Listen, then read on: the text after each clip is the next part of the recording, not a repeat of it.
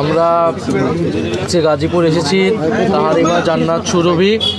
তার বাসায় এসেছি। আমরা তার সাথে দেখা করেছি, তার পরিবারের সাথে সাক্ষাৎ করেছি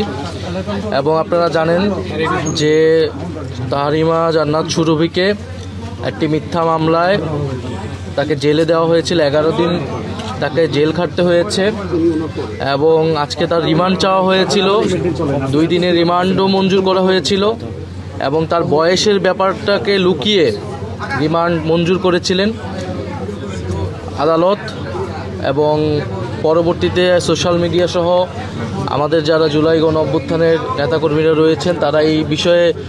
সরব প্রতিবাদ করেছেন। আমাদের যারা গাজীপুরে জাতীয় নাগরিক পার্টি, ছাত্রশক্তি এবং যুবশক্তি যারা রয়েছেন তারা এর বিরুদ্ধে প্রতিবাদ করেছেন। আমাদের আইনজীবী ফোরাম তারা কাজ করেছেন এবং সর্বোপরি জনগণের প্রতিবাদের মুখে তার রিমান্ড নামঞ্জুর করে তাকে জামিন দেওয়া হয়েছে। আমাদের এই বিষয়ে বক্তব্য হচ্ছে যে তাহারিমা জান্নাত সুরভি তিনি যদি কোনো অন্যায় করে থাকতেন, তিনি দেশের একজন নাগরিক হিসেবে যে আইনি এবং নাগরিক সুবিধা সুযোগ পাওয়ার কথা ছিল, তার যে অধিকার ছিল সেটা কিন্তু তিনি পাননি এবং স্পষ্টতই তার সাথে কোনো ন্যায় বিচার করা হয়নি। এবং পরবর্তীতে আমরা জানতে পেরেছি পুরো বিষয়টাই ছিল বানোয়াট এবং মিডিয়ার মাধ্যমে মিডিয়া এখানে এক ধরনের কিছু মিডিয়া আমাদের জুলাই গণ অভ্যুত্থানের বিভিন্ন চরিত্র নেতাকর্মী বা বিভিন্ন পরিচিত মুখ যারা রয়েছে তাদের চরিত্র হননের চেষ্টা 5ই আগস্টের পরবর্তী সময় থেকেই করছে এবং তাহারিমা জান্নাত সুরভির ঘটনাটাও কোনো বিচ্ছিন্ন ঘটনা নয়। এই ঘটনাও আমরা সেটারই একটা ধারাবাহিকতা হিসেবে দেখি। আমরা এর আগে হবিগঞ্জেও দেখেছি যে জুলাই গণ অভ্যুত্থানের এক নেতাকে গ্রেফতার করা হয়েছে, ছাত্রনেতাকে। আমরা এর আগে বিভিন্ন সময় দেখেছি যে বিশেষত কয়েকটি মিডিয়া রয়েছে তারা জুলাই গণ অভ্যুত্থানের নেতাকর্মীর নামে কোনো কিছু পেলেই সেটা সত্য মিথ্যা যাচাই না করেই সেটা মিডিয়া ঢালাওভাবে প্রচার করে এবং নির্বাচনকে সামনে রেখে এটা কিন্তু একটা পরিকল্পিত একটা চক্রান্ত হচ্ছে। জুলাই গণ অভ্যুত্থানের নেতাকর্মীদেরকে সারা দেশে চাঁদাবাজ, দুর্নীতিবাজ হিসেবে চিত্রিত করার জন্যই এই ধরনের মিডিয়া দ্বারা পরিকল্পনা করা হচ্ছে এবং এইটা কিন্তু বাংলাদেশের জনগণ জানে 5ই আগস্টের পরে কারা চাঁদাবাজি করেছে, কারা দুর্নীতি করেছে, কারা জমি দখল করেছে। সেই ঘটনাকে লুকানোর জন্য, প্রকৃত চাঁদাবাজদেরকে লুকানোর জন্য জুলাই গণ অভ্যুত্থানের নেতাকর্মীদের উপরে এই ধরনের মিথ্যা দোষারোপ করার চেষ্টা করা হচ্ছে এবং যে সকল মিডিয়া এই কাজগুলো করছে, নামই বলতে পারি, ধরেন কালের কণ্ঠ, কালবেলা, এই ধরনের মিডিয়া হাউসগুলো থেকে জুলাই গণ অভ্যুত্থানের এনসিপি নেতাকর্মীদের বিরুদ্ধে ক্রমাগত অপপ্রচার চলছে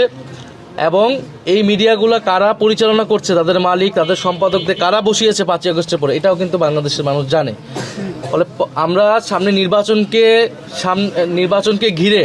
যদি দেখি যে মিডিয়া নিরপেক্ষ অবস্থান না নেয়, বেশিরভাগ মিডিয়া কোনো একটা দলের পক্ষে অবস্থান নেয়, কারণ আমরা স্পষ্ট এটা দেখতেছি দেশের বড় 2টি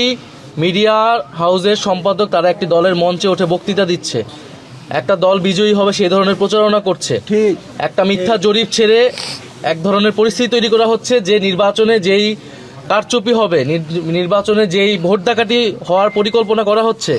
সেটাকে যাতে, সেই ফলাফলকে যাতে বৈধ হিসেবে ঘোষণা করতে পারে, এই ধরনের একটা পরিবেশ তৈরি করা হচ্ছে, বৈধতা আদায় করা হচ্ছে মিডিয়ার মাধ্যমে এবং সেক্ষেত্রে টার্গেট করা হচ্ছে যারা গণ অভ্যুত্থানে অংশ নিয়েছিল সেই সকল ছাত্রনেতাদের, সেই সকল মানুষদেরকে। আমরা স্পষ্টভাবে বলতে চাই এ ধরনের পরিকল্পনা যারা করতেছে তারা সফল হবে না এবং মিডিয়ার ভাইদের প্রতি আমাদের অনুরোধ থাকবে, সাংবাদিক ভাইদের প্রতি অনুরোধ থাকবে, মিডিয়া হাউসের প্রতি অনুরোধ থাকবে, আপনারা নিরপেক্ষ অবস্থান নিন, আপনারা সত্যটা প্রচার করুন এবং বাংলাদেশের নাগরিকরা, জুলাই গণ অভ্যুত্থানের নেতাকর্মীরা যাতে আইন, আদালত, পুলিশ প্রশাসন সব জায়গায় একটা ন্যায় বিচার পায়। আমরা কোনো অতিরিক্ত সুযোগ সুবিধা চাই না, আমরা চাই সবার সাথে যাতে ন্যায় বিচারটা করা হয়। সে গণ অভ্যুত্থানে অংশগ্রহণ করছে দেখে তার প্রতি যাতে কোনো বিষেধাজ্ঞা না করা হয়, প্রশাসন যাতে তার বিরুদ্ধে কোনো অবস্থান না নেয়। আমরা চাই প্রকৃত ন্যায় বিচার এবং নিরপেক্ষতা তৈরি হোক, সেটা মিডিয়ার মাধ্যমে তৈরি হোক, সেটা পুলিশ প্রশাসন সব জায়গায় তৈরি হোক।